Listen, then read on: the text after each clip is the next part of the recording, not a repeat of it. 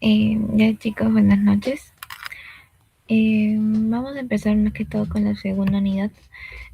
Más que todo esta segunda unidad es un poquito más sencilla que la primera. Sé que la primera era bastante información, debido a que es la unidad más pesada. Lo más probable es que estos temas no hayan vistos antes porque no se parecen mucho a los temas que hemos visto. Sin embargo, es de mucha importancia, por ejemplo, para sus tesis y todos esos. Así que si tienen alguna pregunta, alguna duda, de verdad no duden en escribirnos, ya sea por el grupo o por nuestro privado, que nosotros vamos a responder cualquier tipo de duda que tengan. Más que todo, esos van a ser los temas que se van a tocar. Primero vamos a empezar. He tratado de simplificar un poco las diapositivas que ya le va a pasar la doctora Piscoya. Ya como le había explicado a mi compañero Miguel, la doctora Piscoya es una profesora bastante buena. Aprovechenla. No sé si la van a ver en mi estadística, lo más probable es que sí, pero de verdad aprovechenla porque le va a servir mucho para su tesis cuando ya ingresen a cuarto año y no estén volando. Así que sí, chicos, yo entiendo que es pesado, entiendo que es un poquito complicado, pero sí se puede.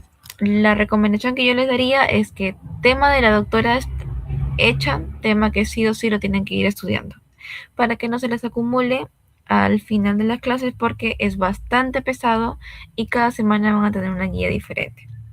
Bien, ya mi compañero les explicó todo que tiene que ver con los cálculos. Ahora vamos a hablar más que todo sobre los tipos de investigación. Primero tenemos que es una investigación científica. Acá es un proceso ordenado y sistemático que busca responder preguntas. Por ejemplo, nosotros siempre tenemos que basarnos en una investigación científica. Por ejemplo, cómo nosotros confirmamos que la integración sensorial es buena, porque tenemos artículos científicos que dicen, ¿no? Que evalúan a los niños y ven su mejora. Ya, eso es la investigación científica. Nace de una pregunta, como dice acá en el proceso, ¿no?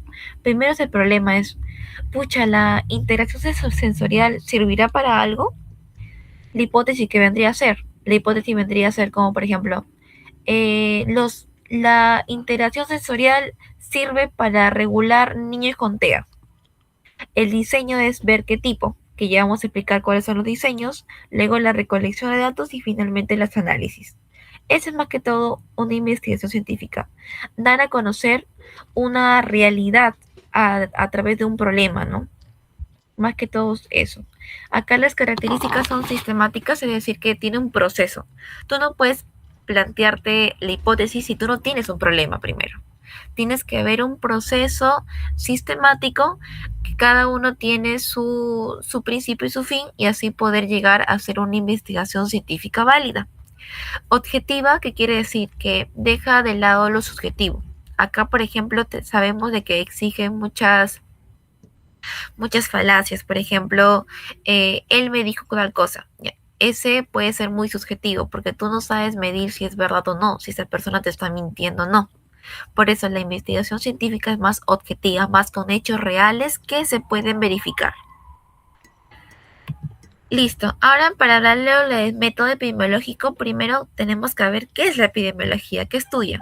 Acá más que todo estudia la aparición, la distribución y las causas de los problemas. Por ejemplo, el COVID.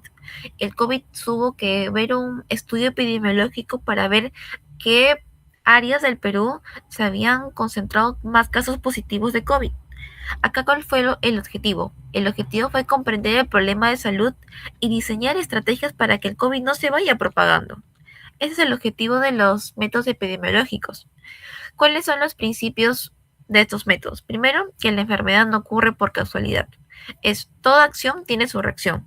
Una enfermedad no va a aparecer por sí sola, pasa por algo. Por ejemplo, comemos todos los días helado. ¿Cuál va a ser la causa? Y nos enfermamos de faringitis. ¿Cuál va a ser la causa? Que todos los días hemos comido helado.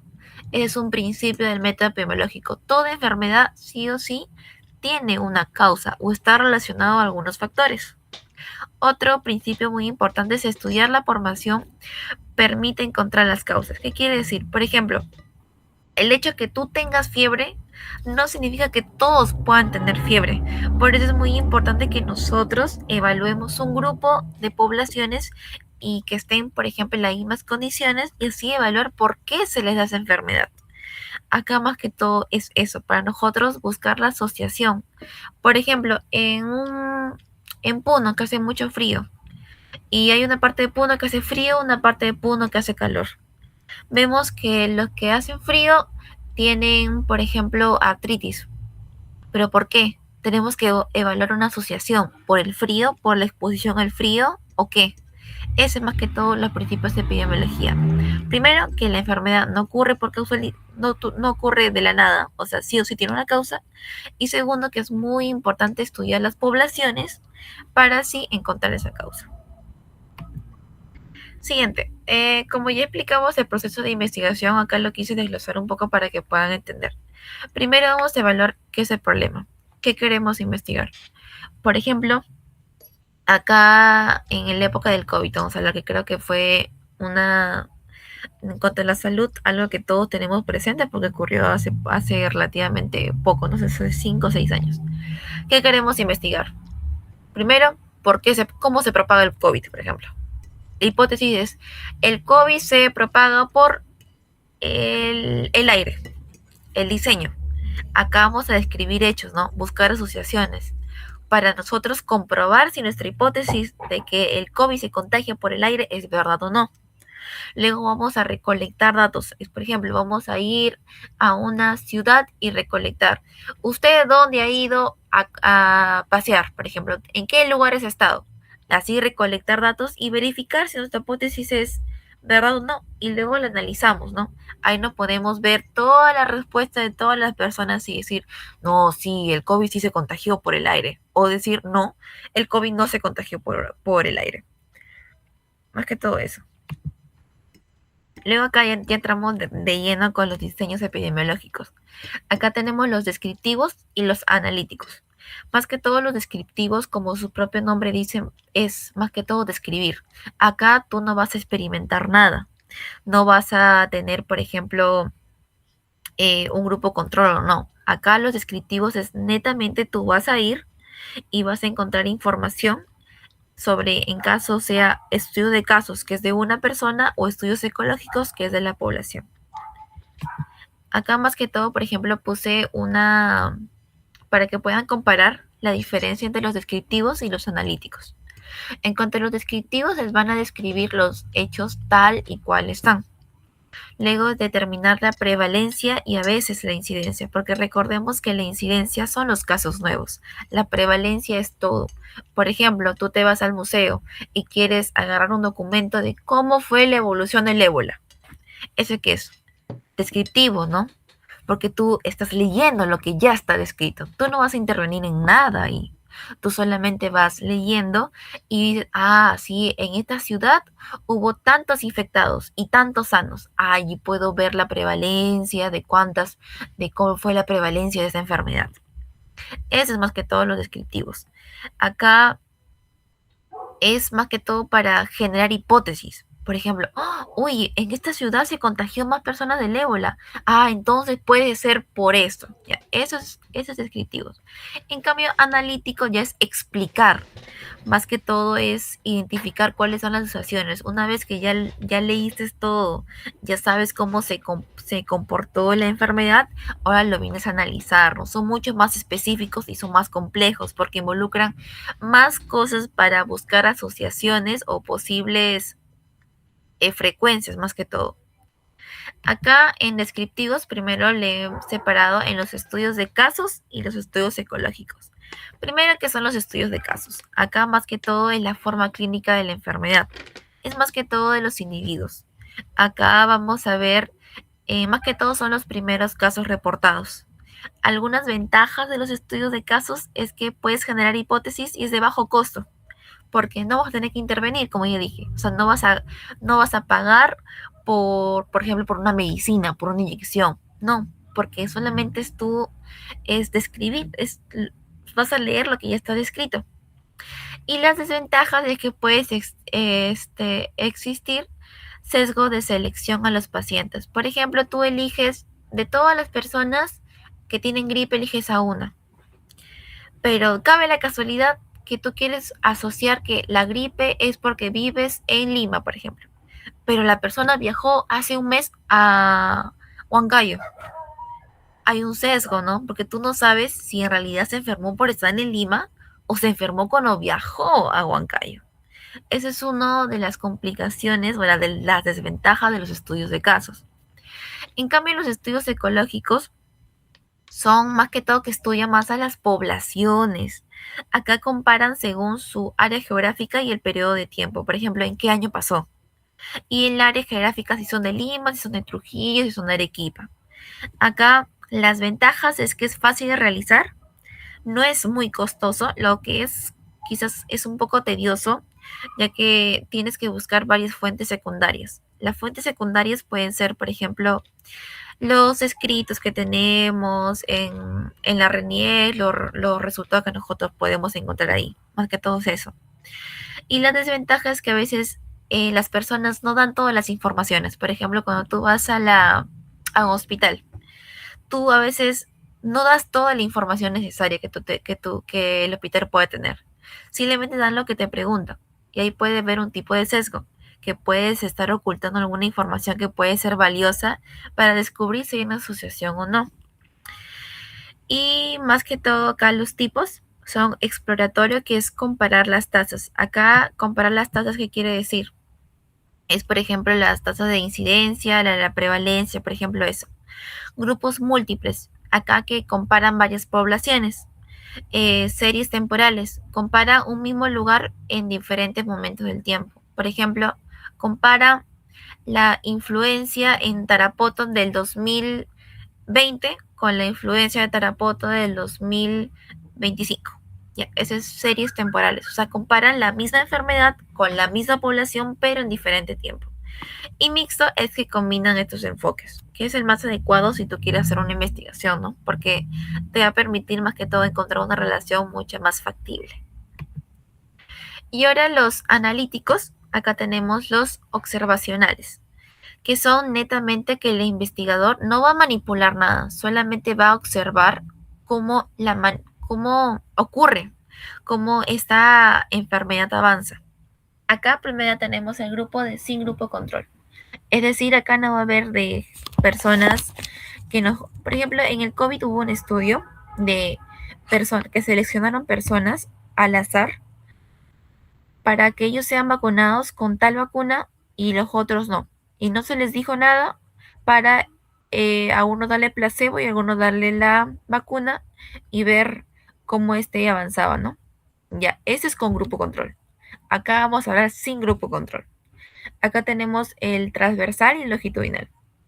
Más que todo, como dice acá, ¿no? Sin grupo control vemos que el investigador no forma grupos al inicio. O sea, después se puede formar, sí, pero al inicio agarra solamente a toda la población y dice, yo voy a observar cómo la enfermedad acá va a evolucionar. Ese es sin grupo control. Luego, si ya unas personas se enfermaron y unas personas no se enfermaron, eso ya no tiene que ver, porque eso ya se produjo después que tú seleccionaste la muestra. Así que no has generado un grupo control en sí. Más que todo acá permite identificar asociaciones y puede utilizar fuentes directas o indirectas. En el transversal es como una cámara, por eso puse la imagen de acá, una cámara. Es una sola medición que evalúa en un solo tiempo. Ya, por ejemplo, acá la diferencia entre transversal y longitudinal, perdón, es que transversal es en un solo tiempo. En cambio, longitudinal es tú vas todos los días, haces un seguimiento para ver cómo estos se puede más que todo cambiar. En cambio, ya, en transversal algunas ventajas vemos que es más rápido, económico, ya que no tienes que volver a ir. Por ejemplo, tú quieres evaluar cómo se comporta unos niños en un colegio y tú solamente vas un día, es transversal, porque solamente estás evaluando en un solo momento. Las ventajas que son más rápidos, más económicos, y las desventajas es que tú no puedes ver una causa, porque no estás viendo la evolución de la enfermedad. Y acá no se puede calcular la incidencia y acá se utiliza el OR, ¿no? El odds ratio. Y en cuanto al longitudinal, acá sí hay una medición de un tiempo. Y acá más que todas las ventajas sería que sí se puede calcular la incidencia y que se puede calcular el riesgo relativo. Acá las desventajas es que requiere mucho más de tiempo y es mucho más costoso, como por ejemplo les dije lo del colegio, que si tú quieres el longitudinal vas a tener que seguir pagando pasaje para poder ir al colegio. Quizás algunos padres quieran que por lo que están viendo tú les pagues por los derechos, todo eso, ¿no? Y es mucho más costoso en cuanto a eso. Y es posible pérdida de participantes. Por ejemplo, quieres evaluar a los niños en un colegio y sí, el padre primero autoriza que sí, pero luego se arrepiente y dice, no, yo no quiero que mi hijo esté en eso. ¿Por qué están evaluando así a mi hijo? No, ya no lo quiero ya. Y pierdes a un participante. Eso puede pasar en longitudinal. Y acá, en medidas de riesgo relativo o radio, más que todo es para un poquito eh, que se concrete la idea que yo les explico a mis compañeros. Esta es la fórmula, ¿no? Enfermos y sanos, expuestos y no expuestos. Y acá la fórmula, ¿no? Esta acá, se pone acá, se cruza y se divide, se cruza y se divide. Acá le puse unos ejemplos, bueno, le puse uno, porque no me dio más tiempo, para que más que todo puedan entender. Acá tanto para que vean qué tipo de diseño es y aparte el cálculo. Primero, en el Hospital San Juan se ha observado una elevada prevalencia de diabetes, por lo que se decidió hacer un estudio para poder identificar los posibles factores asociados a este problema. Se incorporaron al estudio tanto pacientes del sexo masculino como femenino. Acá vemos que se estudió un total de 4.894 pacientes. Acá, por eso, total de pacientes, esta cantidad, ¿no? 4.894 pacientes. Luego dice, al final del estudio se le siguió por un periodo de 10 años acá. Se le siguió por un periodo de 10 años. ¿Qué quiere decir? Que no es transversal, ¿no? Porque transversal es en un solo momento. Acá hubo un seguimiento. Entonces, ¿este vendría a ser qué? Eso vendría a ser longitudinal. Listo. Más que todo la doctora Piscoya le va a poner así. ¿Qué tipo de diseño se utiliza? Acá, ustedes leen, dice, se le siguió por un periodo de 2 años. Ah, entonces fácil. ¿Qué es? Longitudinal. Luego te va a pedir las medidas de asociación. Acá, por ejemplo, lo taché, ¿no? Vemos que 474 pacientes tuvieron diabetes. Por eso acá, diabetes, este es el total. 474 personas tuvieron pacientes. Luego, de los cuales diabetes presentaban diabetes 382 con índice de masa corporal. Esto se ve como si fueran los expuestos y no expuestos, ¿no? Porque nosotros sabemos de que la diabetes, cuanto más índice de masa corporal elevado tienes mayor predisposición a tener diabetes, ¿no? Eso sería una exposición. Por eso, acá van los expuestos y acá los no expuestos. Acá los enfermos y acá los no enfermos. Por eso acá va diabetes, acá no va diabetes. Acá va índice de masa corporal elevado y acá va normal. Primero tenemos que dice acá, los que tienen diabetes, o sea acá, 382 tenían masa corporal elevada. Por eso, acá puse 382. Primero vamos a hallar los datos que nos da el problema. Luego ya vamos a completar. Listo. Ahora acá dice 680 tenían índice de masa corporal mayores de los grupos que no tenían diabetes. O sea, de los que no tenían diabetes, 680 no tenían el índice de masa corporal elevado. Listo. Esos son todos los datos que nos dan. Y la pregunta que te dice, calcula la medida de asociación correspondiente con los factores del estudio comentado, de los cuales todavía puede tener importancia. Primero vamos a hallar sobre los factores del índice de masa corporal elevado sobre diabetes. Listo, esto tenemos más que todos los datos. Para hallar los resultados que nos faltan, vamos a restar. Primero el más fácil, vamos a sumar 382 más 680, que nos sale, acá está, 1062, por eso lo puse acá, 1062. Luego esto, para hallar este numerito de acá, ¿qué tenemos que hacer? Tenemos que restar, ¿no? El total de los que tienen diabetes, que es 474 menos 382. ¿Cuánto nos da? 92. Acá está. Ahora para hallar este numerito de acá, ¿qué tenemos que hallar? Tenemos que restar el total de personas que vendría a ser 4.892 menos 474, ¿no? Que vendría a ser 4.420. Luego que ya tenemos este, podemos hallar este, ¿no? Porque este vendría a ser el total de los que no tienen diabetes. Así que sería 4.420 menos 680 y nos va a dar 3.740, que esto lo vamos a poner acá. Y luego para hallar esto, ya solamente se suma, ¿no? 3.740 más 92 y nos sale 3.832. Ese vendría a ser el total. Recordemos que para estudios longitudinales se utiliza el riesgo relativo. Por eso esta es la fórmula, ¿no? Este vendría a ser A, B, C, D, E y F, si no me equivoco. Algo así. Ya, luego reemplazamos, por ejemplo, A, 382 por, bueno, yo lo hice así, pero también se puede hacer así, por sería 1062 entre C, que vendría a ser 92, por A más B, que vendría a ser esto, ¿no? Y saldría 14.92. ¿Y cómo se interpreta? Primero tienes que sí o sí poner los expuestos.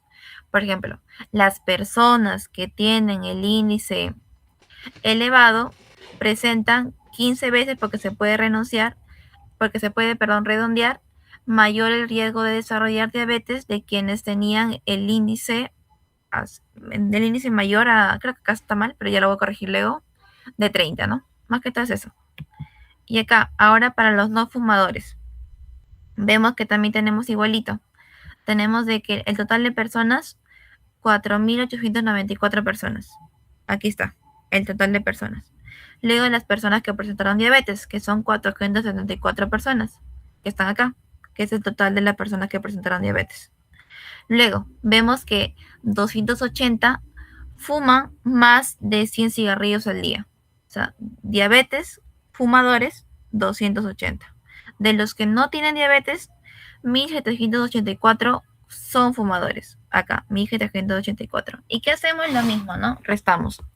474 menos 280 y te sale 194. Completamos esto. Listo. Ahora el otro. 4.420 menos 1.784 lo restamos y nos sale 2.636. Y luego viene la suma de esos dos, que vendría a ser acá, ¿no? Que sale 2.830, ¿no? Igualito, hacemos el riesgo relativo y nos va a salir la respuesta. Eso más que todo es todo. Le quiso dar unos problemas para que puedan entender que no es complicado, chicos. Yo sé que a veces confunde con muchos números, con muchas fórmulas. Sin embargo, si se acuerdan el riesgo relativo, si se acuerdan la incidencia, la prevalencia y el OR, todo va a salir más fácil. Más que todo, su tablita, esta es la que le va a servir. Traten siempre de leer bien el problema. Más que todo acá lo puse en otro color. En el examen yo tenía mi resaltador y yo lo subrayaba para no olvidarme. Porque la doctora le va a poner así textos grandes. Y para más que todo para confundirlos. A veces hay datos innecesarios, pero como que te nubla a veces, ¿no? Por eso siempre traten de resaltar más que todo los numeritos así. Y así poder resolverlo, porque así le va a ser mucho más sencillo. Y más que todo sus fórmulas, más que todos esos. Y ya chicos, eso creo que sería todo por mi parte. Luego viene mi compañero Miguel. Hola chicos, ¿qué tal? Muy buenas noches con todos. Vamos a empezar ahora la otra parte, que vienen a ser los estudios observacionales, pero esta vez con grupo control. A ver, vamos entonces a ver que los... A ver, un momento. Quiero ver el estado de la grabación. Quiero ver si nos acorta o algo.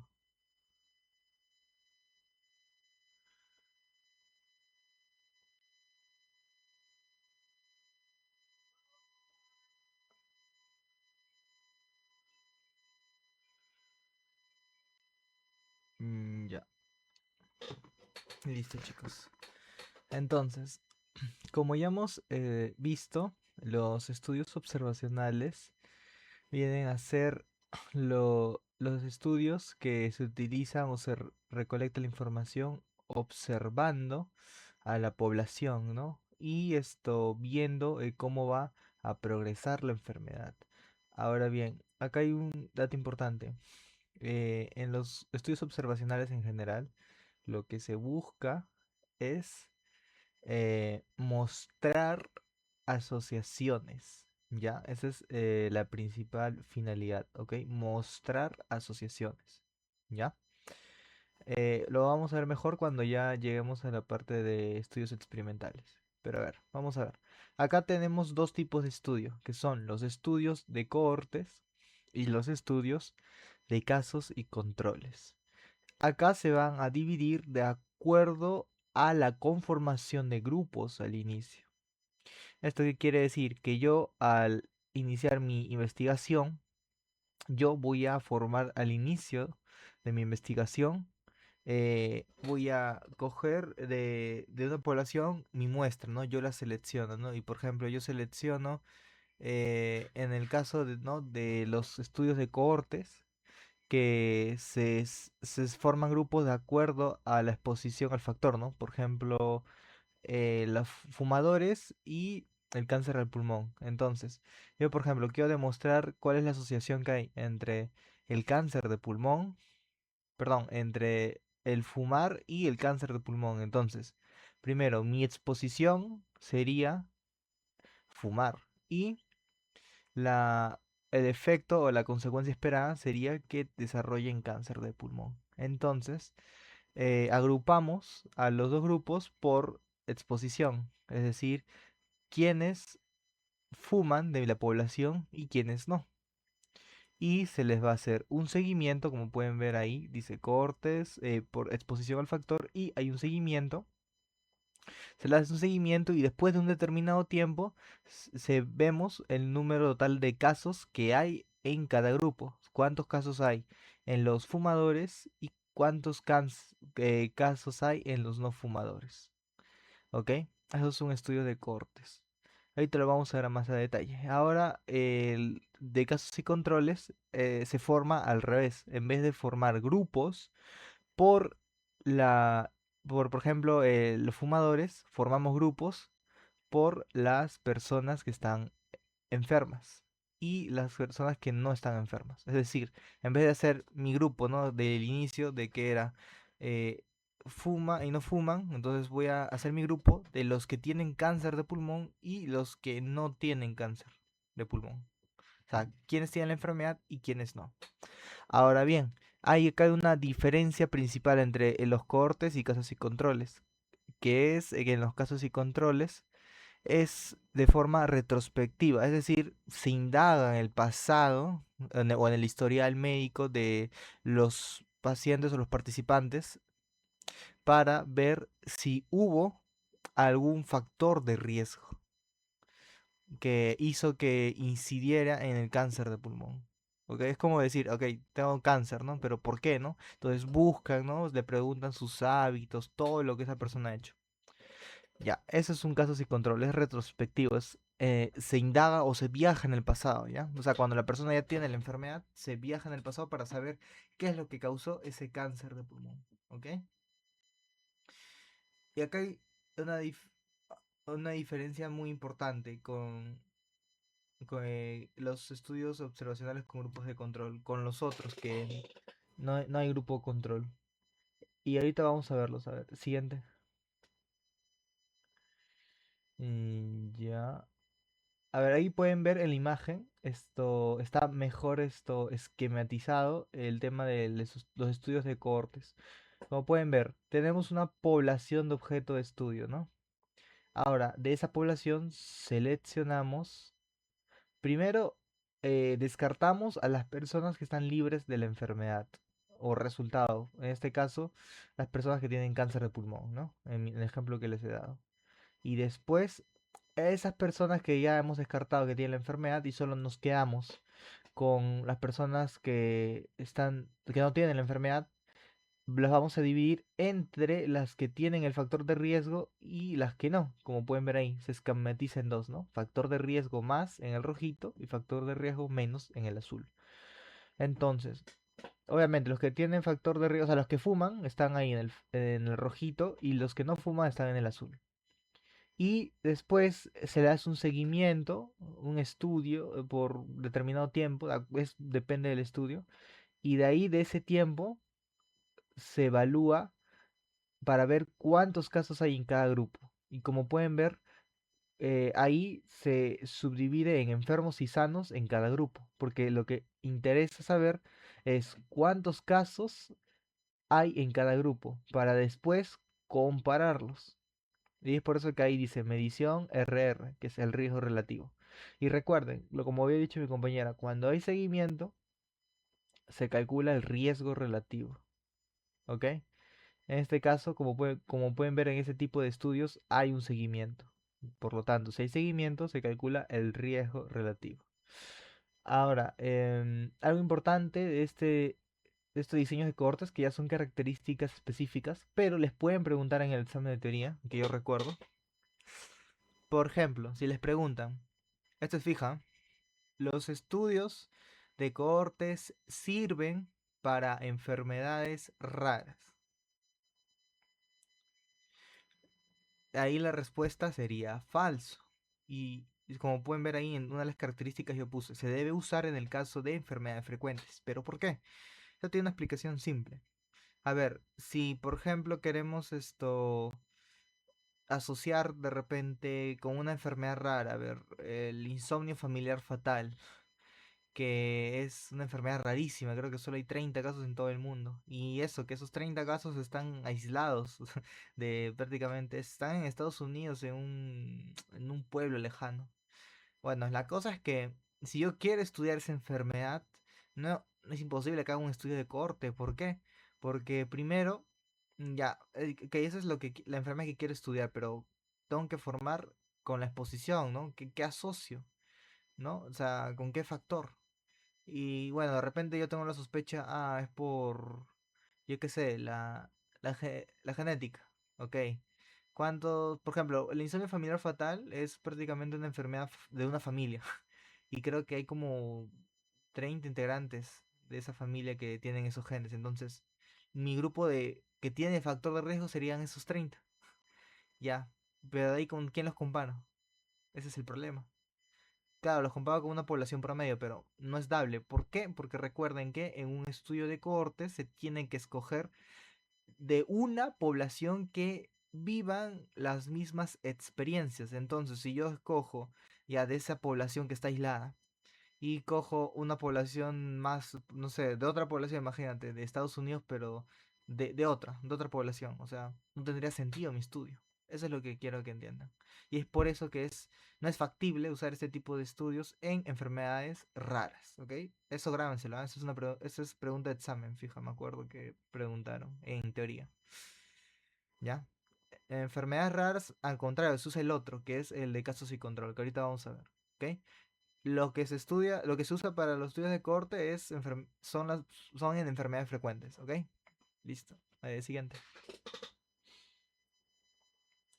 Ya, hay tipos de cohortes. Acá hay tres tipos: las prospectivas, retrospectivas y ambispectivas, ¿ok? Es fácil de entender. Por ejemplo, las prospectivas son las generales, las que casi siempre vamos a encontrar, que son las que se hace desde un punto en el presente y se hace un seguimiento hacia el futuro. Ahora, las retrospectivas quiere decir de que se va a iniciar el estudio en un punto en el tiempo del pasado hasta llegar al presente, ¿ok? Veo la diferencia acá es que se va a hacer un rastreo, ¿ok? Un rastreo.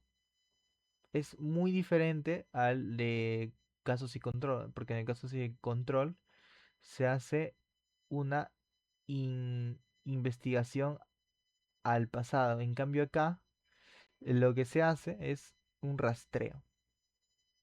Ahora, en cohortes ambispectivas o también histórico-prospectivas hay ambos. Tanto hay un rastreo desde un punto en el pasado y colocándose en el presente se hace un seguimiento, ¿no? Hacia el futuro. Pero un futuro no tan lejano como pueden ver en el de cohortes prospectivas.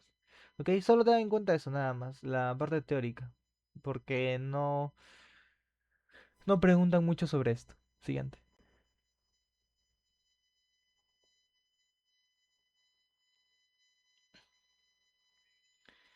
Ya, y acá importante, no confundir, porque muchas veces se confunden los compañeros. Por ejemplo, en mi base se confundían demasiado a la hora de identificar los tipos de estudio. Entonces, ¿qué es lo que diferencia el estudio longitudinal del estudio de cohortes?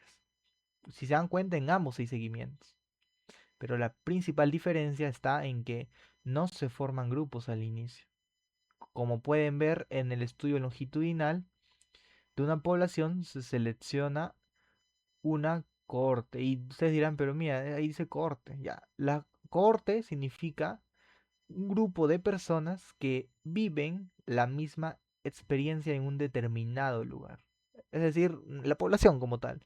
Pero claro, obviamente no vas a coger toda la población, vas a coger una parte de la población para que tengas una idea de cómo es el comportamiento general de la población. ¿Ok?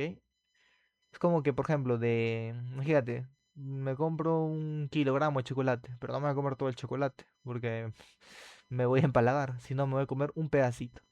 Es lo mismo acá. De toda la población vas a escoger un pedacito. Y a ese pedacito le aplicas tu estudio, ¿no? Y le haces un seguimiento. Pero acá en el estudio longitudinal, recién la clasificación es cuando termina la investigación. Ya que en base a los resultados tú ya armas tus grupos. Ah, ya, quienes presentaron la enfermedad y de esa enfermedad esto, vamos a ver si estuvo expuesto o no. O sea, ahí recién se clasifica. A diferencia del estudio de cortes, que ni bien al inicio la selección no se hace al azar, sino se hace teniendo en cuenta si tiene el factor de riesgo o no. ¿Ok? Siguiente. Ya. Este esquema explica muy bien lo que les estoy mencionando de las cohortes. Como pueden ver, se divide en dos grupos, en los expuestos, que son los azulitos, y los no expuestos, que son los blancos. Se les hace un seguimiento y al final, obviamente, por lógica, se espera que el grupo de expuestos hayan más casos, ¿no? Porque nosotros consideramos que el grupo de expuestos sea un factor de riesgo, ¿no? Y ahora bien, ¿qué pasa si pasa al revés? No sería un factor de riesgo, sería un factor protector, porque ese factor hizo de que hubieran menos casos. Entonces, cuando hace eso, significa que es un factor protector, o sea, al revés del factor de riesgo. Siguiente. Ya. Y ahora bien, las ventajas y desventajas.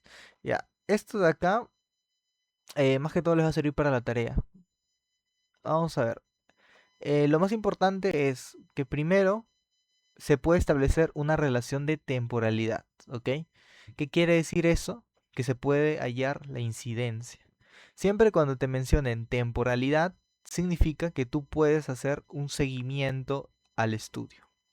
Si tú puedes hacer un seguimiento al estudio, significa que puedes establecer una temporalidad, ¿ok?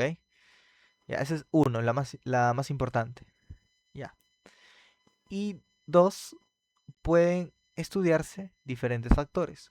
Como los grupos se arman en base a los factores, o sea, a la exposición, yo puedo estudiar varios a la vez. Por ejemplo, puedo estudiar de repente ya el cáncer de pulmón, ya que lo provoca, yo qué sé, el tabaquismo, de repente otros hábitos, ¿no? De repente estar expuesto al humo de tabaco, o de repente eh, mm, estar expuesto a aire contaminado, ¿no? O sea, ahí puedes estudiar diferentes factores y los puedes comparar con el grupo de no expuestos, ¿no? Y normal, porque justamente como se arman los grupos en base a esa exposición, te va a permitir un mejor orden en el estudio. Y ahora bien, las desventajas, recuerden, algo importante que tienen en común todos los estudios, que hay un seguimiento. Son bien costosos, porque significa que tienes que mantener el estudio por un largo tiempo, ¿no? Imagínate, si un estudio, por ejemplo, que tú tienes que mantener por un año, los pasajes, el costo de los materiales que vas a utilizar en tu estudio, también el hecho de estar de repente pagándole a los participantes para de repente que sigan en el experimento, ¿no? Y que no se echen para atrás. O sea, todo eso es difícil y costoso de mantener. Así que esa es una principal desventaja. Y ahora bien, no son adecuadas para enfermedades de larga latencia. Eso quiere decir de larga duración. Y a su vez también no es adecuado para enfermedades raras, que es lo que ya expliqué. ¿Ok? Ya, esos son los tres más importantes. Ya, ahora vamos con el estudio de casos y controles. Que acá, como les mencioné, se forman los casos en base a los enfermos y no enfermos.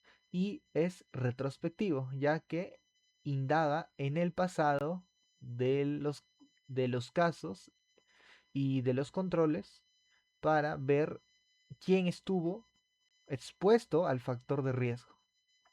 ¿Ok? Ahí como pueden ver, los controles vienen a ser el grupo de que no tienen la enfermedad y los casos los que tienen la enfermedad. Entonces, en cada uno de esos grupos se va a indagar de repente con historias clínicas o encuestas a cada una de las personas hasta hallar el factor de riesgo con lo que queremos relacionar, ¿no? Ya, y obviamente como acá no hay seguimiento, se calcula, o sea, su medida de epidemiológica que se calcula es el odds radio o el OR, como pueden ver. Siguiente. Ya, ahora bien, acá vamos a hablar de algo importante, la selección de casos y la selección de controles. ¿Cómo se seleccionan los casos y cómo se seleccionan los controles? Primero, y muy importante, que a la hora de seleccionar los casos se tiene que tener en cuenta cuál es la enfermedad que queremos estudiar. Porque si no tenemos en claro eso, entonces nuestra distribución de grupos va a estar sesgada, ¿ok? Luego, hay que tener en cuenta los criterios de inclusión y exclusión. O sea, cuáles son los requisitos que tiene que tener eh, un, un participante para que esté en el grupo de los casos, ¿no? También hay que ver la fuente de los casos, de dónde vienen, y también eh, hay que hacernos valer de otros estudios, si son casos prevalentes o incidentes.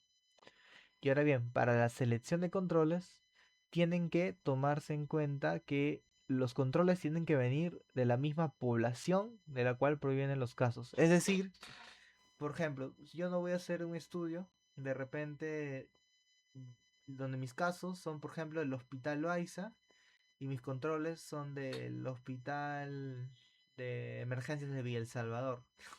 O sea, son personas que viven un contexto diferente.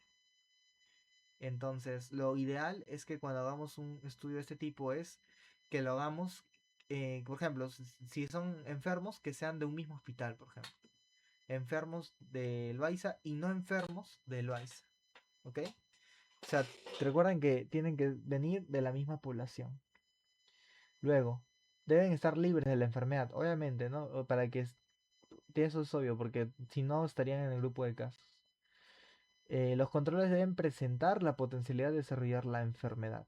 Ya, eso también es importante, pues, porque si no están expuestos, ya de repente son de la misma población, pero por ejemplo, ¿no? Ese paciente está en otro pabellón y no tiene la misma exposición que los casos, no tendría sentido, ¿no? O sea, por ejemplo, no tendría sentido comparar un paciente que está en la unidad de cuidados intensivos de salud mental y otro paciente que está en UCI, porque obviamente la exposición es totalmente diferente, ¿ok?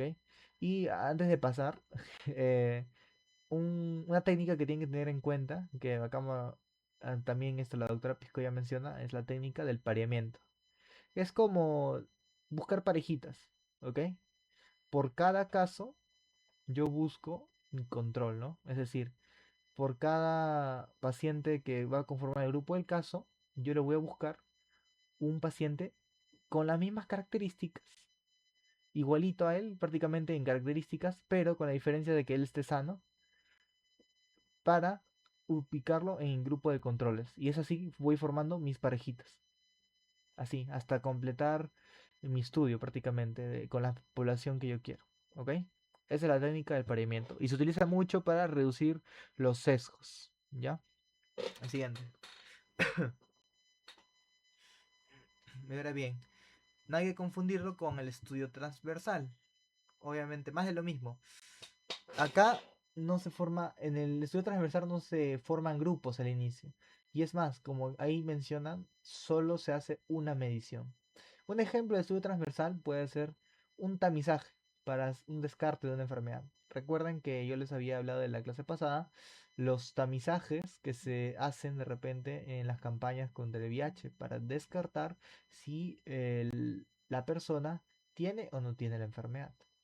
Ya, imaginemos que hagamos un tamizaje de una población de 400 personas.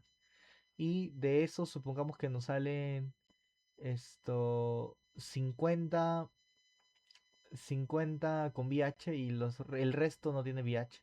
Ya, y si se quiere hacer un estudio de eso, pues se tiene que comparar en la entrevista que se hace ahí, porque a la hora de hacer el descarte se hace una entrevista, ¿no? A la persona, si ha tenido relaciones sexuales en las últimas semanas, si se ha protegido y todo eso, ¿no? Ok, listo, siguiente. Ya, la ventaja obviamente es que recuerden, en un estudio con el seguimiento, su ventaja es que va a ser más rápido y económico porque prácticamente es buscar en historias clínicas. Claro, va a tomar un poco, bueno, en general ambos toman tiempo, pero va a ser menos costoso porque literal no tienes que mantener la investigación, es decir, tú puedes libremente acceder a la información. Son útiles para enfermedades raras y eso es lo que les estaba diciendo, ¿no? En los estudios de casos y controles, como los grupos se forman al inicio en base a quiénes están enfermos y quiénes no, se sirve mucho para enfermedades raras. Por ejemplo, en el caso que les dije, ¿no? Del insomnio familiar fatal, que solo hay 30 personas creo que en el mundo, yo puedo fácilmente, ¿no? En la familia, por ejemplo, obviamente son 30 enfermos, pero la familia es grande, pero hay obviamente otros que están expuestos a eso porque como es enfermedad genética, entonces hay, por ejemplo, supongamos, ¿no? Que hay 50 de esa familia, 30 tienen la enfermedad y 20 tienen esa exposición, ¿no? Digamos, no tienen la enfermedad, ¿ok? Entonces ahí ya hago mi selección, ¿no? Mi caso, ¿no? ¿Quiénes de los 30 van a mi grupo de casos y los 20 a mi grupo de controles, ¿no? Y obviamente ahí a cada uno se le pregunta o se va a investigar si es que está expuesto a ese factor, ¿no? Que viene a ser la genética de ese gen que genera esa enfermedad, ¿ok? Y las desventajas es que solo se puede investigar un efecto o enfermedad, ¿no? No se puede hacer esto como en el estudio de cohortes que se puede estudiar varios factores. Acá no. Acá solo se puede investigar uno solo, ¿ok? Y también se pueden producir sesgos. ¿Por qué? Porque mayormente como esto tienes que tú acceder a historias clínicas y todo eso, se van a ir produciendo sesgos de información. Un sesgo de información es que tú en base a la información vas a producir tu propia opinión. Es decir, ya en tu historia clínica, tú buscas, tuvo ese factor de riesgo, ya, entonces por eso se produjo. Pero claro, esa es tu opinión. No, como que te sesgas en eso y no como que te pones a pensar o tú mismo te autocriticas y dices, pero de repente puede ser por otro factor también, ¿no? No solo por eso. Entonces, por eso que estás sesgado en ese sentido. Ese es un sesgo de información. Ya, siguiente. Ya, y por último, vamos con los estudios experimentales. Acá en los estudios experimentales es donde hay manipulación de variables. Es así de simple. Con esa característica ya tú diferencias de todos. Acá hay manipulación de variables, es decir, tú vas a controlar, digamos, a, a un grupo, que va a ser el grupo experimental, ¿no? Y a ese, por ejemplo, ese grupo experimental, tú le vas a dar de repente un tratamiento, ¿no? Diferente al grupo control, que es al que no le vas a dar tratamiento. Ya, y ahora bien, aquí viene la parte más importante. A ver, quiero ver si aquí está. No. Ya.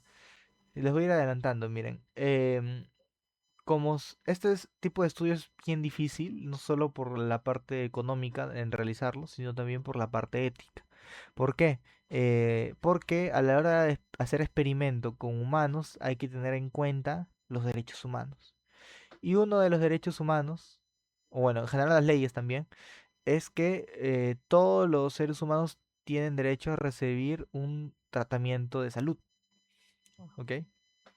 Entonces, supongamos, si yo quiero probar qué tan eficaz es un medicamento nuevo que ha creado, ¿no?, mi laboratorio, no puedo dejar sin tratamiento a mi grupo control, que es el grupo que no va a recibir esa pastilla. Sí o sí tengo que darle una pastilla. Entonces, la solución es que tú le des un tratamiento convencional a ese grupo control, es decir, supongamos la enfermedad del TBC, ¿no? La tuberculosis, que tú al grupo control le das el tratamiento convencional que se utiliza para el PBC, antibióticos. Y de repente al grupo experimental le das tu pastilla nueva que has creado, ¿no? Y ahí vas a ver quién tiene más efectos a través de la comparación, ¿no? Prácticamente es eso, el estudio experimental. Pero ahora bien, vamos a hablar de las técnicas que se utiliza aquí, ya que en base a esas técnicas se van a dividir, ¿ok? Siguiente.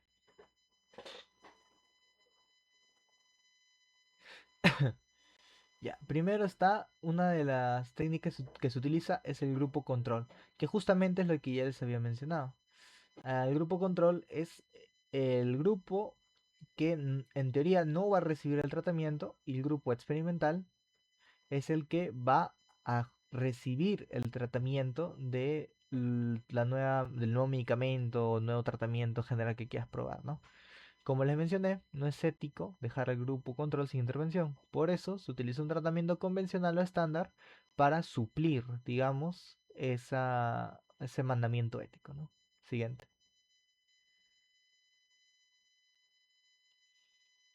Ya. Otra característica que también es muy importante, la aleatorización. Es decir, para que darle, digamos, más validez a mi estudio, yo tengo que aleatorizar, que significa escoger al azar o formar al azar grupos, ¿no? Pero claro, para ello tengo que tener en cuenta mis criterios, ¿no? Mis criterios de inclusión y exclusión. Pero para ello, después pasando, ¿no? Supongamos, ya yo tengo, por ejemplo, es como un casting, imaginen, un casting, ¿no? Yo, por ejemplo, yo quiero hacer un casting para mi serie. Entonces yo paso un riguroso casting de cada uno de los postulantes. Ya, y depende de qué criterios, depende de lo que yo estoy buscando, que son mis criterios, ¿no? Eso va a ir pasando uno, pasa el casting, pasa la siguiente ronda, otro no, chao, te despides, eso. Y ya cuando pasan a la siguiente ronda, tú vas a aleatorizar qué papel quieren que cumpla, ¿no? Ese actor, ¿no? Que está postulando al casting, ¿no? Es lo mismo acá, ¿no? Después de que de la población, tu grupo de estudio pase de repente por esos criterios de inclusión y exclusión que tú mismo vas a crear, ahí es ahí, los que pasan, vas a formar dos grupos, pero de forma al azar. ¿Ok? Siguiente. Ya, bueno, aquí están los pasos, pero lo voy a explicar mejor con la siguiente PPT. Siguiente. Aquí está. Acá se explica mucho mejor. Ahí tenemos la población de referencia, ¿no? Imaginemos, hay corazones, lunitas, caritas felices, ¿ok? Y de esa población vemos que hay bastantes, ¿no? Hay bastantes lunas, corazones y caras felices. Ellos van a pasar por el casting, que vienen a ser los criterios de selección, ¿no? Y una vez que yo ya he escogido, ¿no? Quiénes van a conformar parte de mi elenco, en este caso, ¿no? Los sujetos seleccionados, los voy a aleatorizar de forma de que, de forma aleatoria, uno va a ser parte del grupo de intervención, es el cual al que le voy a dar el nuevo tratamiento, y el otro le voy a mandar al grupo control, que es el que en teoría no va a recibir el tratamiento, pero sí va a recibir tratamiento, que es el tratamiento convencional. ¿Ok? Ese es el proceso de aleatorización. Siguiente. Y por último, lo más importante, la técnica que lo cambia todo, la medición basal. ¿Cómo yo sé que mi experimento ha sido satisfactorio o eficaz? Midiendo antes al grupo, a los grupos, en general a los grupos, ¿no? Al grupo experimental y al grupo control, y después del experimento medirlos otra vez, ¿no? Por ejemplo, supongamos si yo estoy haciendo un experimento de una nueva pastilla para la hipertensión, entonces tengo que medir, ya, tengo que medir primero, antes de empezar con el experimento, medirles la presión arterial a todos, tanto del grupo control como del grupo experimental. Y después del el experimento y la investigación, al final del estudio se les vuelve a medir para comparar los resultados que tuvieron al inicio y al final. ¿Ya? Pero justamente los resultados de medir, ¿no? Que es de al inicio, o sea, antes de empezar el estudio, es la medición basal, ¿ok? Y eso es muy importante, porque si no hay medición basal, no podemos hacer un experimento. Siguiente. Y listo, teniendo en cuenta esas tres características, es que se forman cuatro tipos de estudios experimentales. Tenemos que, primero, tienes que preguntarte, ¿no? Diseño experimental. ¿Presenta aleatorización? Si es que sí, luego te preguntas, ¿tiene medición basal? Si es que sí, es un aleatorizado completo o un experimento verdadero. Que es esto, el experimento que va a tener las tres características de un diseño experimental. Ahora bien, ¿qué pasa si es que no tiene medición basal? Es un aleatorizado incompleto. Es decir, es un estudio que no vamos a tocar eso, es ese tipo de estudio, pero es un estudio que es incompleto porque no sabes qué tan eficaz fue. ¿Por qué? Porque no te has medido. Es, por ejemplo, es como si yo quisiera hacer un proceso de pérdida de peso y ya pónganse que hago mi dieta, mi ejercicio, todo, y al final me peso, ¿no? Y mi balanza mide 80 kilos, ¿no? ¡Wow! O sea, es bien porque técnicamente, en teoría, bajé de peso, se me nota en la cara, todo, ¿no? Pero, ¿cómo sé si no me he medido al inicio, ¿no? O sea, ¿cómo sé o cómo yo sé cuánto bajé si no me pesé al inicio? Es por eso que está mi proceso de cambio físico está incompleto, porque no me pesé al inicio. Es lo mismo acá. Tu investigación, tu estudio experimental va a estar incompleto si no mides al inicio a tus dos grupos, ¿ok? Entonces, eso prácticamente se podría decir de forma grotesca, pero no es que sea así. Significa que ese estudio no vale, prácticamente. ¿Ok? O sea, sí es que sí vale, pero es que no es muy científico que digamos, ¿ok? Ahora, vamos con la parte de no. ¿Qué pasa si no presenta aleatorización? Te tienes que preguntar, ¿tiene medición basal y grupo control? Si es que sí, es un estudio cuasi experimental. ¿Ok? Bueno, ahí dice no aleatorizado completo, cuasi experimento, pero se le conoce como estudio cuasi experimental. ¿Ya? Y ahora, si es que aparte de no tener aleatorización, no tiene medición basal ni grupo control, entonces se le considera como un pre-experimento. Y es decir, prácticamente no se puede considerar experimento, ¿no? Es como que unas previas antes de hacer el verdadero experimento, ¿no? Ya, y antes de pasar, pregunta de examen, que eso sí recuerdo. En la parte, me acuerdo, ¿no? Cuando les ponían las características de estos estudios, ¿no? Y me acuerdo que preguntaron por el estudio de aleatorizado completo o el experimento verdadero, que tenías que marcar, relacionarlo, ¿no? Con una X. Te ponían de características, ¿no? Es el estudio con más evidencia científica posible. Ya, eso se relaciona con el experimento verdadero o el aleatorizado completo. ¿Ya? Eso se relaciona con eso. Ahora, es el que tiene más bajo nivel científico y se utiliza de antesala para un experimento verdadero. Ya, eso es por lógica de pre-experimento. O por ejemplo, el experimento te decían, la población se autoselecciona. Ya, eso es experimento. Ya, ahorita lo voy a explicar ya cuando estemos explicando cada uno de estos, ¿ok? Siguiente.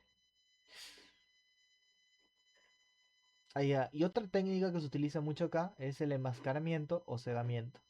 que es prácticamente para evitar el sesgo de información, es que a cada uno de los participantes del experimento, bueno, no solo participantes, sino también el investigador o el analista, se, se les, digamos, se les niega, por así decirlo, o se les priva de la información para evitar justamente el sesgo de información que ya les expliqué.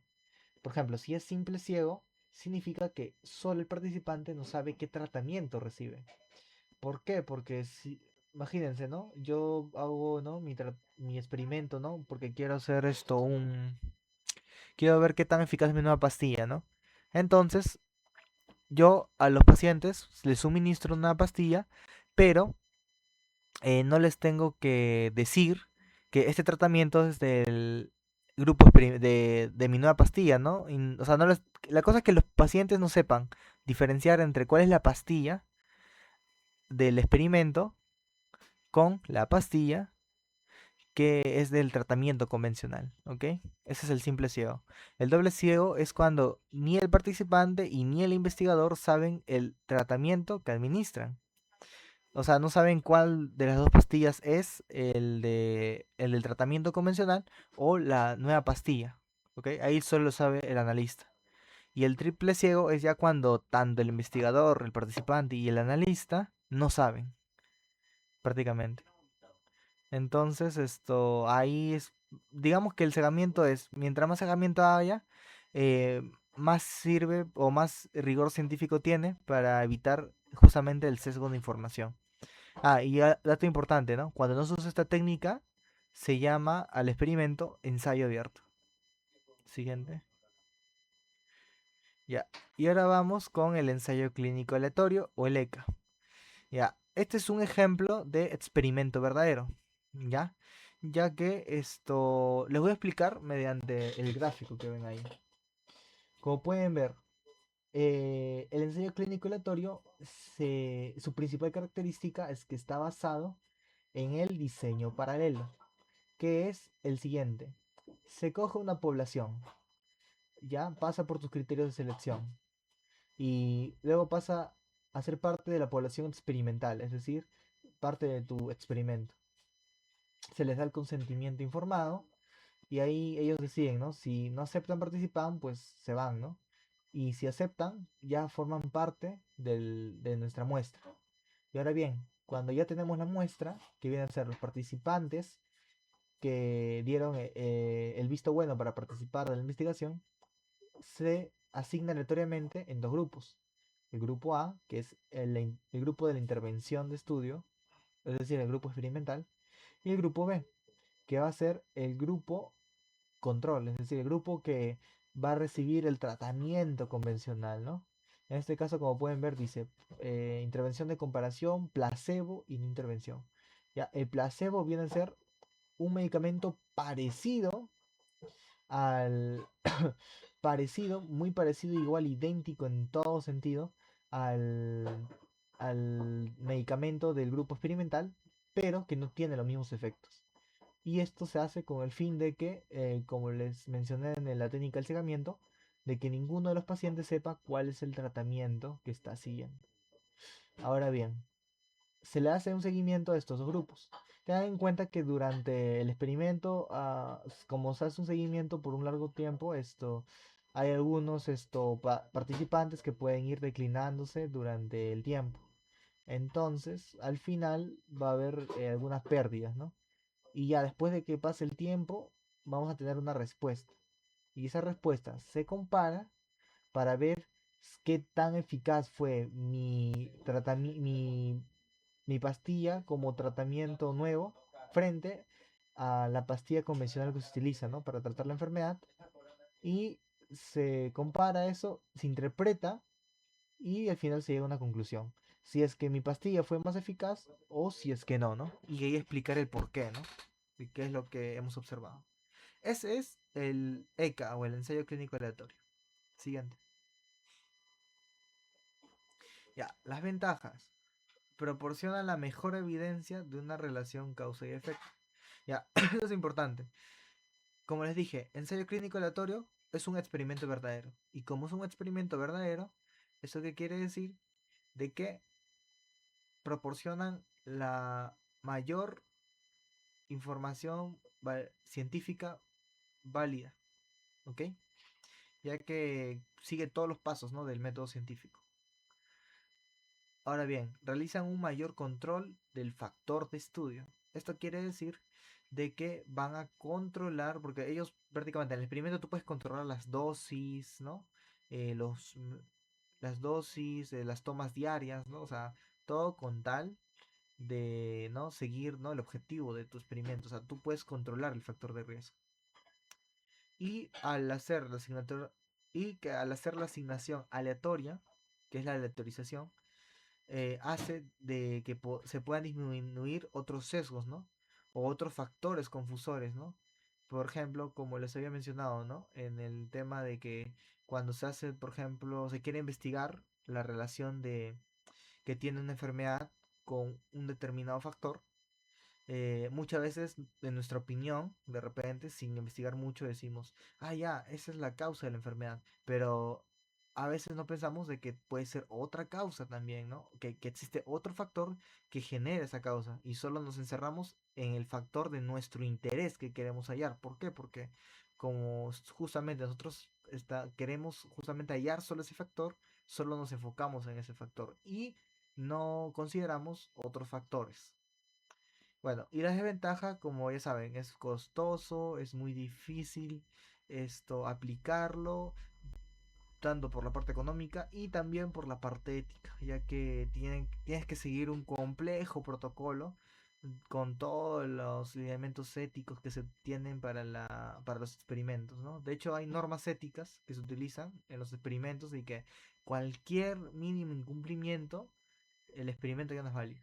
Entonces es muy complicado porque tiene que seguir un protocolo estricto. De lo contrario, no vale el experimento. Siguiente. Ya. Y ahora vamos con el estudio cuasi experimental. Ya. Recuerdan que les había mencionado, ¿no?, que el cuasi experimental es lo mismo que el experimental, pero acá la diferencia es que la población se autoselecciona. Esa es la característica más importante. Se autoselecciona. ¿Ok? Y ahora, ¿qué se refiere con que se autoselecciona? Veamos el siguiente caso. Se realizó un estudio en un hospital de Lima con la finalidad de establecer la importancia de un programa de ejercicios como coadyuvante en el tratamiento de la diabetes gestional. Se invitó a participar en el estudio a 80 gestantes diagnosticadas con diabetes gestacional. Se les dio una charla sobre la importancia del programa. Este consistía en 30 minutos de ejercicio supervisado, 3 veces por semana.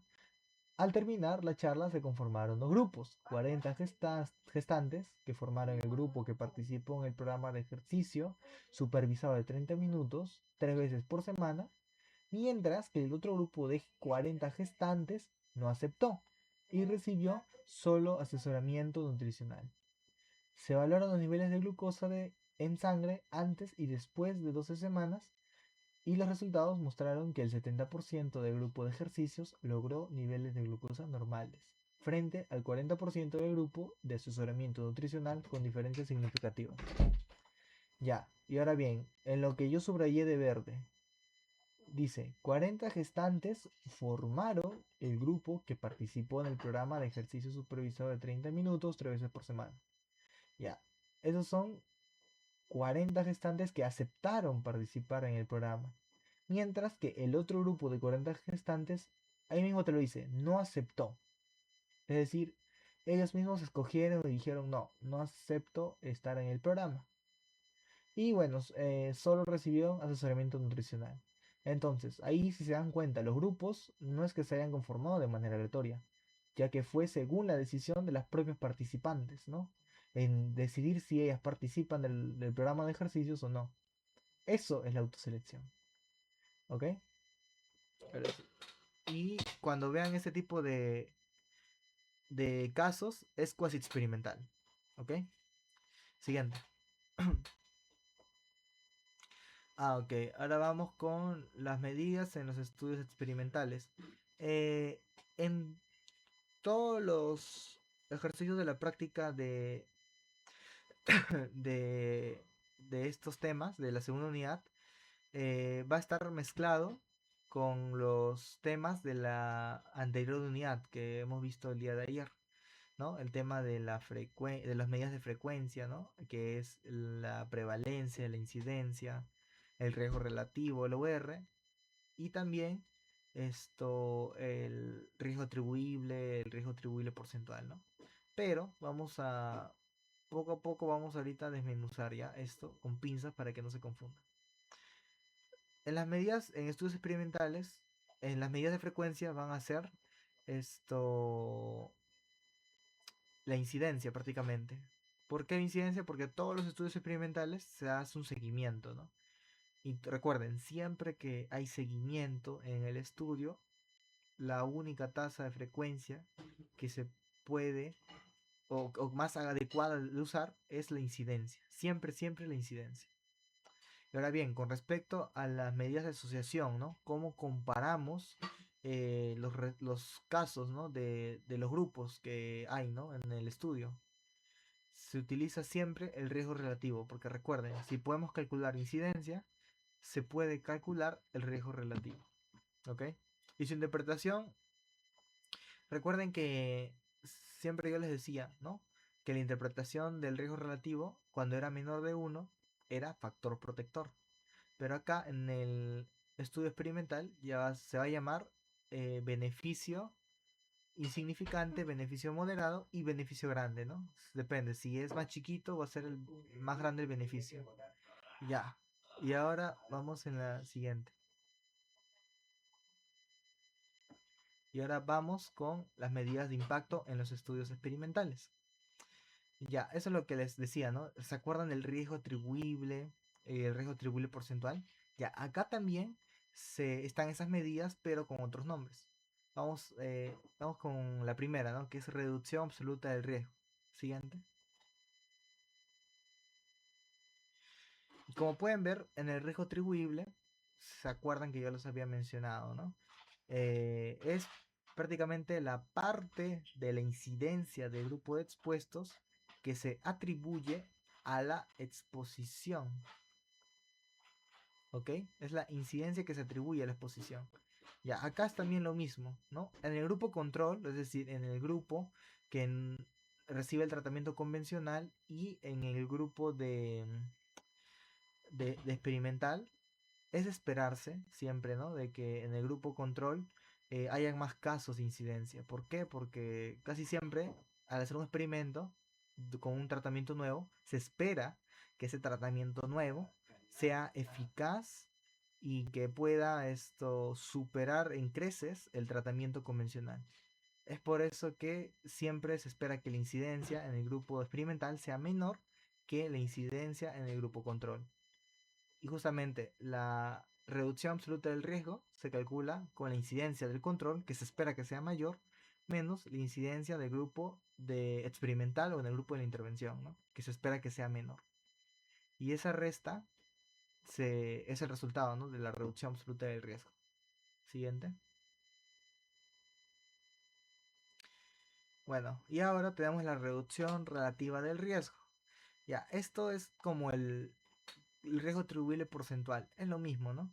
Se, se pone la otra medida, que es el riesgo perdón, del riesgo, de la reducción absoluta del riesgo, se pone ahí arriba, que es incidencia de control menos incidencia de la intervención, sobre el total, que viene a ser la incidencia del control, multiplicado por el 100%. Y eso te va a salir en porcentaje, ¿no? Y ese porcentaje quiere decir la proporción que se redujo del, la proporción que se redujo de la incidencia al aplicar el experimento, ¿no? O al aplicar la pastilla del experimento como, tratamiento a la hora de una intervención, ¿ok? Y por último, que esta sí no viene ningún ejercicio o práctica que yo recuerde, pero igual lo menciono, ¿no? Que es el número necesario a tratar, que viene a ser la inversa del riesgo, de reducción absoluta del riesgo. Es decir, la medida anterior simplemente le invierten, ¿no? Ponen esa medida, lo que le salió, lo ponen como denominador y arriba el uno. hacen el cálculo y ahí sale el número necesario a tratar. Pero como les digo, esta no vino ninguna. Así que solo quédense con las dos primeras, ¿no? La reducción absoluta del riesgo y la reducción relativa del riesgo. Siguiente. Ya, ahora vamos a ver un caso práctico, ¿ya? Para que puedan ver cuándo se utiliza la reducción absoluta del riesgo. Vamos a leer, dice aquí, se realizó un estudio en un hospital de Lima con la finalidad de establecer la importancia de un programa de ejercicios como coadyuvante en el tratamiento de la diabetes gestacional. Se invitó a participar en el estudio a 80 gestantes diagnosticadas con diabetes gestacional. Se les dio una charla sobre la importancia del programa. Este consistía en 30 minutos de ejercicio supervisado 3 veces por semana. Al terminar la charla se conformaron los grupos, 40 gestantes formaron... Ah, ya, este es el mismo caso de las gestantes. Ya.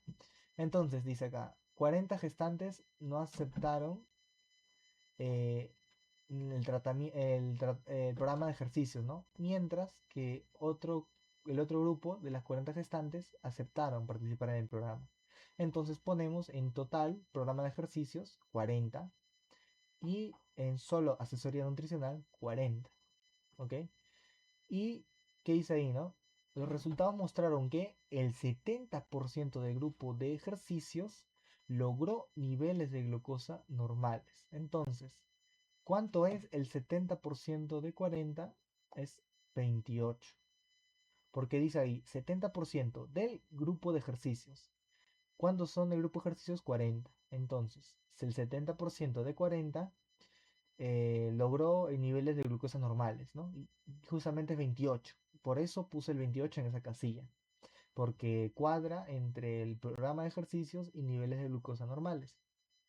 Mientras que acá dice que el 40% del grupo de asesoramiento nutricional logró niveles de glucosa normales. Entonces, ¿cuánto es el 40% de 40? Es 16, ¿no? Entonces, se pone ahí, ¿no? 16, como pueden ver ahí. Y como les explicó ya mi compañera, se resta, ¿no? De 28 para llegar a 40 es 12, que son los niveles anormales de glucosa. Y de 16 para llegar a 40 son 24. Y eso se coloca en los niveles anormales de glucosa, ¿no? Entonces, yo quiero calcular, ¿no? Ya, tenemos que primero leer la pregunta, ¿no? ¿Qué nos pide, no? Se pudo establecer que se cumplió con el objetivo del estudio. Para sustentar su respuesta, realice los cálculos e interprete. Ya, entonces, para ello vamos a calcular el riesgo atribuible. Perdón, el riesgo, la reducción absoluta del riesgo, ¿no?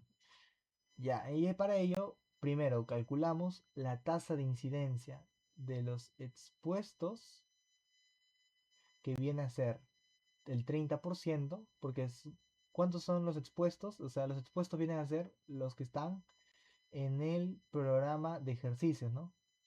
¿Cuántos tienen niveles normales de glucosa en el programa de ejercicios? 12 sobre el total de esa población, que son 40. 12 sobre 40 por 100% y te sale 30%. Ahora bien, la tasa de incidencia de no expuestos. ¿Quiénes son los no expuestos? Los que reciben solo la asesoría nutricional, que vienen a ser esto. ¿Cuántos casos hay de niveles anormales? 24, ¿no? Que ese es el número de casos. Sobre 40, que es el total. Lo multiplicas por 100 y sale 60%. Y ahora, para calcular la reducción absoluta del riesgo, es la tasa de incidencia de los no expuestos, que en los no expuestos vienen a ser el grupo control, pues, ¿no? ¿Sí o no? Porque son los que reciben la asesoría nutricional, ¿no? Que es el tratamiento convencional, ¿sí o no? Entonces se pone ahí 60% menos la tasa de incidencia del grupo experimental, que viene a ser el del grupo de los expuestos, que es 30%. 60% menos 30%. Y esto me sale 30%. Pero siempre tienes que interpretar, ¿no? Ese resultado. ¿Qué significa ese 30%? Significa que de implementarse un programa de ejercicios entre las gestantes, la incidencia disminuiría en 30%. ¿ok? Y de esa forma se calcula, ¿no? Y se comprueba de que se pudo cumplir el objetivo del estudio, ¿no? ¿Qué te decía, ¿no? ¿Cuál es el objetivo del estudio? Dice ahí, ¿no? Con la finalidad de establecer la importancia de un programa de ejercicios. Ya, con este estudio, ¿se demostró la importancia de un programa de ejercicios? Sí. ¿Por qué? Porque se redujo, eh, porque si implementamos un programa de ejercicios en madres gestantes, en general, la incidencia de niveles anormales de glucosa disminuiría en 30%, ¿no? Y ya está. Y ahí demuestras, ¿no? Con tu experimento eh, lo que quieres hallar, ¿no? Y listo, chicos. Siguiente. Eso sí, eso ya sería todo. Ya, a ver, un momento. Ya, ahora sí, voy a tener la grabación.